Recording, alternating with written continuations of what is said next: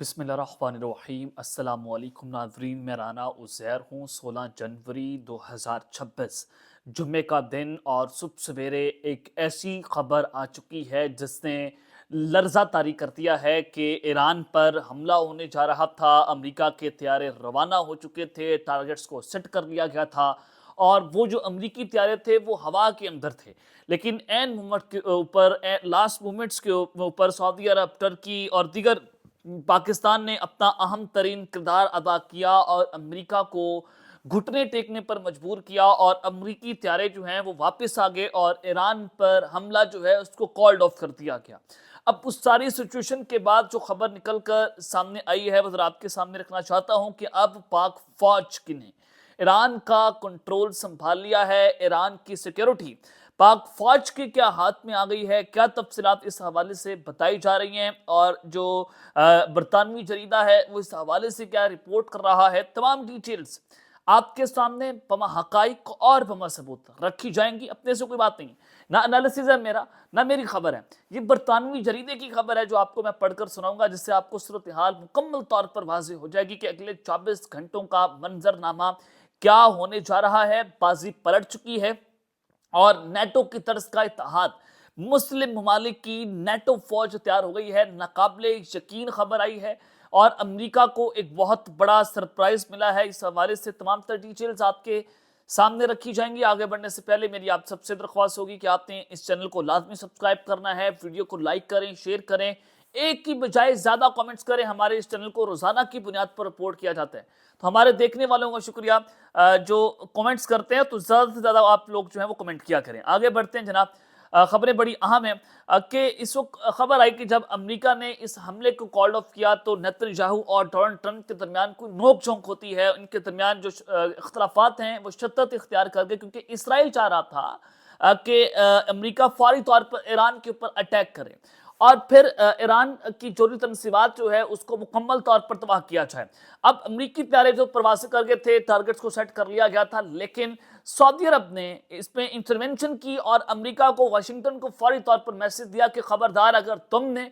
ये अटैक कर दिया तो ईरान जो है वो जोरी सलाहियत हासिल कर लेगा, वो एटमी अटैक कर देगा और वो इस खत्ते के अंदर ना खत्म होने वाली जंग छेड़ देगा जिसको आप नहीं संभाल पाएंगे। और फिर यूं हुआ कि अमेरिका को वहां पर घुटने टेकना पड़े और ईरान पर अटैक मनसूख कर दिया गया। तो यहां से आप ईरान की ताकत का अंदाजा लगा सकते हैं कि ईरान ने एक तो जोरी सलाहियत हासिल कर ली है और वो किसी भी वक्त जो है वो ये हमले कर देगा। वो आज नहीं तो कल वो आप दुनिया के सामने बताएगा कि वो दूसरी इस्लामी मुल्क बन गए एटमी ताकत रखने वाला। और इसराइल चाहता है कि ईरान के पास एटमी सलाहियत मौजूद ना हो, उसकी एटमी सलाहियत को तबाह किया जाए और उसका जो बैलिस्टिक मिसाइल सिस्टम है उसको जनाब तबाह किया जाए। तो अब मैं आपको जो खबर देना चाहता हूं कि नेतन्याहू के हवाले से कि उन्होंने ट्रंप को कहा कि आप अभी ईरान पर अटैक न करें, ये खबरें भी चल रही हैं, क्योंकि इसराइल को ये खौफ था कि वो रिटेलिएशन के लिए तैयार नहीं है। इसराइल रिटेलिएशन के लिए तैयार नहीं था क्योंकि ईरान ने टारगेट सेट कर लिए थे। ईरान ने कहा कि हम 8 मिलिट्री बेसिस जो है इसराइल के ऊपर निशाना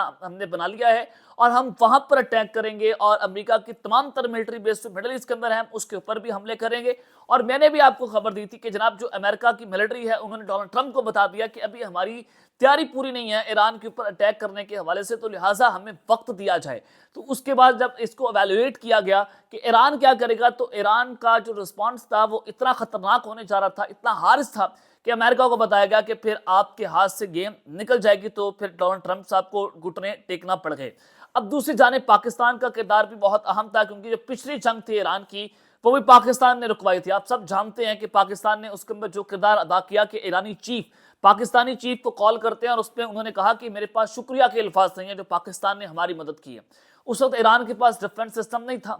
ईरान ने किसका डिफेंस सिस्टम इस्तेमाल किया, और फिर जो फोर्डू तनसीबात के ऊपर अमेरिका ने जब स्ट्राइक की थी और उससे चंद घंटे पहले ईरान ने वहां पर जितनी भी अपनी यूरेनियम की इनरिचमेंट है उसको खुफिया तौर पर कहीं और मुंतकिल कर दिया था। वो किसकी हिदायत के ऊपर किया था, या वो किसके कहने के ऊपर किया था, वो किसकी इंटेलिजेंस इंफॉर्मेशन के ऊपर किया था, ये सवाल आप फिर कभी के लिए रहने दें। लेकिन आप समझदार हैं, समझ गए होंगे मेरा इशारा कि ईरान जो है वो पाकिस्तान का ब्रदर इस्लामी मुल्क है। अब जो खबर आ रही है कि Pakistan foreign ministry says it will not allow it's air space, land और territorial waters to be used against Iran.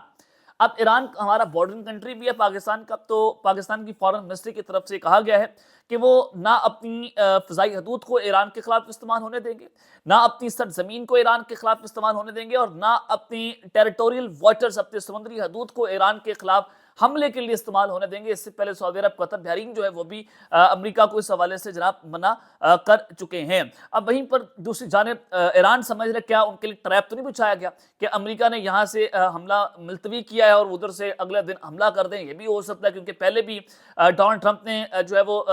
پچھلی جنگ کے اندر بھی یہی کام کیا تھا۔ انہوں نے کہا تھا کہ ہم مذاکرات کے لیے تیار ہیں، مذاکرات شروع ہو گئے ہیں، جیسے ادھر سے مذاکرات شروع کرتے ہیں ادھر سے جناب اٹیک کر دیا جاتا ہے۔ تو بالکل وہی صورتحال ابھی ہمیں دیکھنے کو مل رہی ہے۔ خبر آ رہی ہے کہ Iran is preparing for war. Iran has officially shut down airspace again. Iran نے پرسوں بھی اپنی فضائی حدود کو بند کیا تھا، پھر کھول دیا تھا، تو اب دوبارہ سے انہوں نے اپنی فضائی حدود کو بند کر دیا ہے، اور یوں لگ رہا ہے کہ Iran Russian defence advance air defence missile system جو ہے اس کو ٹیسٹ کرنے جا رہا ہے۔ تو لہٰذا اب ایران کے پاس جو ٹیکنالوجی آ گئی ہے وہ پھر اب کس کو ٹارگٹ کر سکتا ہے، یہ عقل مند والوں کے لیے اشارہ کافی ہے کہ ایران نے اسرائیل کی 8 ملٹری بیسز جو ہے ان کو اپنے نشانے کے اوپر جو ہے وہ جناب لے لیا ہے۔ اب اس ساری سچویشن میں پاکستان اور سعودی عرب کے درمیان بھی دفاعی معاہدہ ہوا تھا کہ جب ایران نے قطر کی العدید ایئر بیس پر اٹیک کیا تھا تو اس وقت تمام جو خلیجی ممالک ہیں ان کی سیکیورٹی کے اوپر سوالیہ نشان کھڑا ہو گیا تھا کہ ہم نے امریکہ کو اپنی سیکیورٹی دی ہے اور یہ سیکیورٹی لیپس ہوا ہے، ہمارے ملک کے اوپر حملہ ہوا ہے، ہمارے ملک کی فضائی حدود جو ہے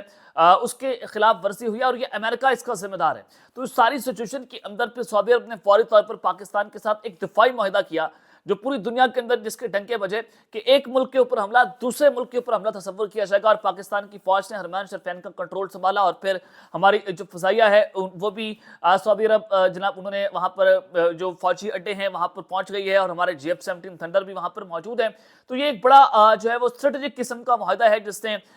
تمام تر جو ہے وہ ممالک ہیں اس کو ہلا کر رکھ دیا تھا۔ تو اب اس حوالے سے جو خبر آپ کو میں دینا چاہتا ہوں کہ صبح ہوتا ہی پاک فوج نے ایران کا کنٹرول سنبھال لیا ہے، بازی پلٹی ہے، اور مسلم ممالک کی نیٹو فوج تیار ہو گئی ہے۔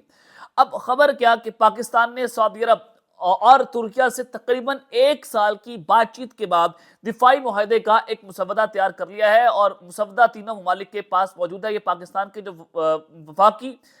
دفاعی پیداوار کے وزیر ہے رضا حیات ہراج، انہوں نے جناب اس پر گفتگو کی ہے برطانوی خبر اجازاں ایجنسی کے ساتھ۔ یہ پاکستانی میڈیا کے ساتھ گفتگو نہیں ہے، انڈین میڈیا کے ساتھ گفتگو نہیں ہے، بلکہ برطانوی ایجنسی کے ساتھ انہوں نے گفتگو کرتے ہوئے کہا کہ تینوں علاقائی طاقتوں کے درمیان یہ ممکنہ گزشتہ سال اعلان کیا گیا تھا کہ پاکستان اور سعودی عرب کے 2 طرفہ معاہدے سے الگ ہے۔ یہ جو پاکستان اور سعودی عرب کا جو ڈیفنس پیکٹ ہے وہ الگ معاہدہ ہے، اور یہ تینوں ممالک کا الگ معاہدہ، یعنی کہ نیٹو کی طرز کا اتحاد جو ہے وہ تینوں ممالک کے درمیان ہونے جا رہا ہے۔ جو خطے کے اندر بدلتی ہوئی صورتحال ہے اس کو لے کر اور ان معاہدے کے مطابق معاہدے کو حتمی شکل دینے کے لیے تینوں ممالک کے درمیان مکمل اتفاق رائے ضروری ہے۔ انہوں نے کہا